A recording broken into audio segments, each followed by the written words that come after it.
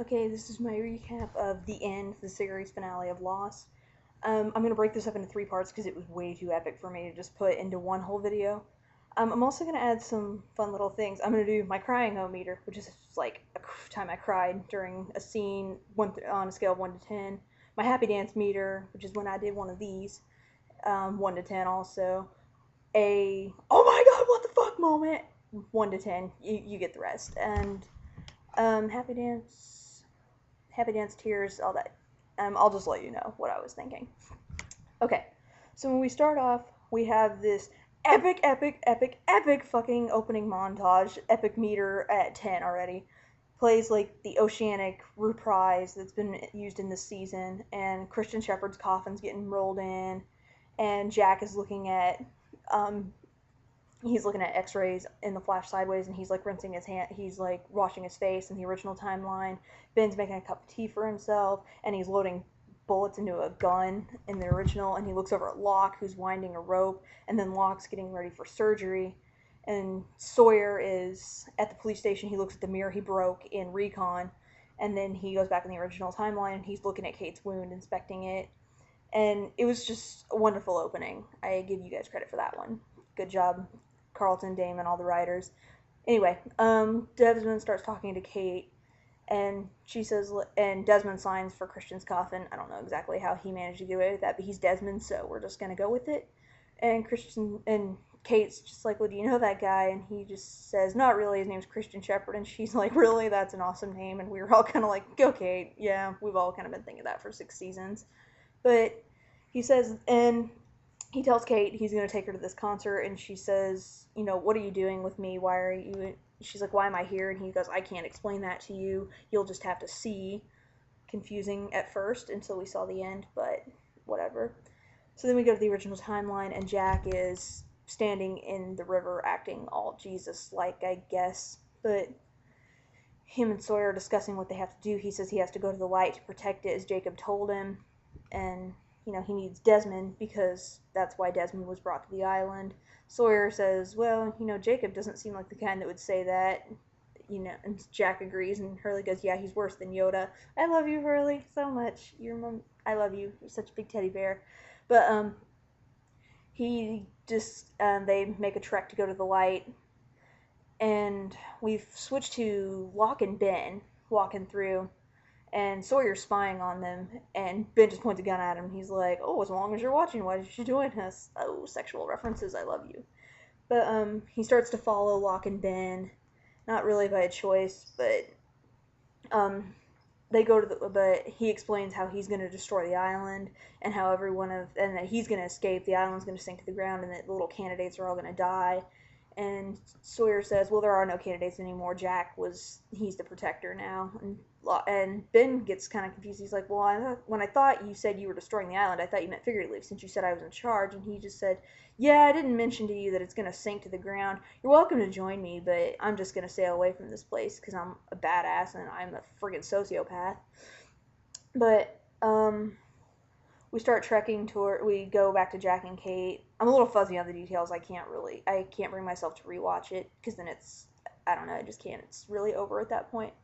But she asked Jack why he volunteered. He said because he screwed up so much in his life, and the island is the only thing left. It's the only thing he hasn't screwed up that he can fix. And Kate tells him that nothing's irreversible, which is kind of like their love, I guess, even though they had some bad moments, that they'll always have something for each other. And Hurley says it would be really sweet if they weren't about to die. Yeah, that's right, Hurley. But anyway, we go to the flash sideways, and Hurley's sitting with Saeed in the car outside a hotel room, and Saeed's just like, why'd you bring me here? Why am I doing this? And he said, trust me, I can't explain it, but once you come with me, you'll understand.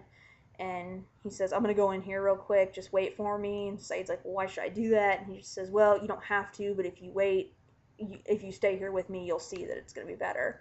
And he knocks on the door, and we get Charlie, which I was totally excited about. I love Charlie, and he's got like Richard's mascara on. It's like all over. He's drunk, and Hurley's just like, come on, dude, it's time to go to the concert. And he's like, I thought I told y'all I don't care about the fucking concert. Y'all can saw it off. And he's like, okay, sorry. And he shoots him with a fucking tranquilizer gun and puts him in the truck because Hurley is just that awesome. But anyway, we switch back to um, let's go with Locke and Ben, and Ben's planning on breaking off, and he hears something on his walkie, but he tries to shut it off because Locke's like, "What is that?" And he's like, "Oh, what do you mean? It's nothing." Way to be sly, Ben. But anyway, Miles is calling Ben, and he's saying that he found Richard. Happy Dance Meter 8. Richard's alive. Yes. Because if Richard died and what they died for, I was gonna cut somebody. That is not the kind of death I want for Richard, because he's just. Oh, you can't. Oh, come on. He needed something like a reunion with his wife, because that would have been so cute. But he's alive, so I'm happy about that. And he says like, well, what are we doing? And Miles is just like, are you okay? He goes, yeah, I'm fine. He's like, we have to go. We have to make sure that plane gets destroyed.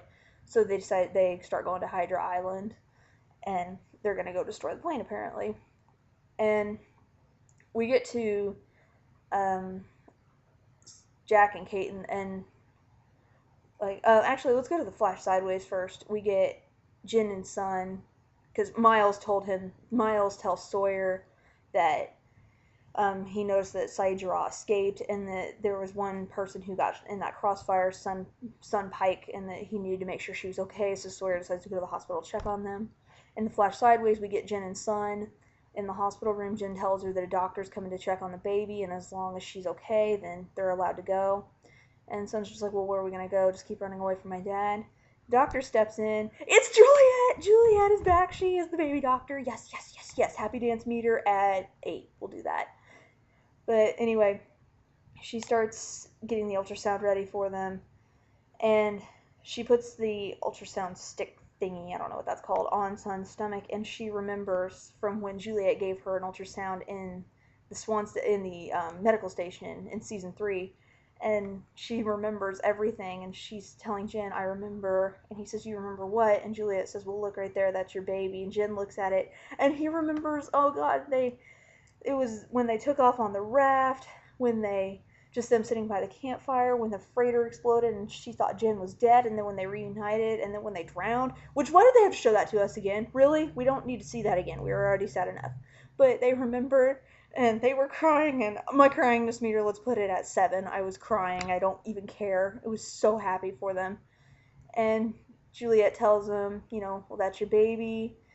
Everything looks fine. Do you want to know if it's a boy or a girl? And then all of a sudden they can speak in perfect English. Okay, can I suddenly have some Flash sideways where I remember stuff and then I speak perfect Spanish or French or something? Some sexy language so I can just be cool. But Sun tells her it's a girl, and Jin says her name's Jiyeon. And Juliet just says, well, that's a great name, and you guys speak English just fine. I love Juliet. Oh my god, that was an overwhelming moment. Flail. Oh my god. Okay, let's get over that moment. But anyway, we go back to the original timeline, and and Jack meets up with Locke, and he's just like, well, you think you're gonna stop the light, but I'm gonna stop you, and I'm gonna make sure you don't destroy this island. I'm gonna kill you. And Locke's like, well, how are you gonna do that? And he's like, it's a surprise. How are you gonna do that, Jack? That's quite a long bargain. You don't just tell someone that. But anyway, he decides to go with him, and he brings Desmond, and Ben and Sawyer and Kate are there. And they reach the cave, and he just says, stop, it's only me, Jack, and Desmond from this point. So they go, and they start lowering Desmond into the heart of the island thingy, mabobber. And they look up, and it's just like in season 1 finale when when the camera is showing down in the hatch. It's just like them looking down again. Ah, nice one. Way to go back to remember that stuff. But that's where I'm going to end part 1, because I'm almost off the 10 meter. Stay tuned for part 2.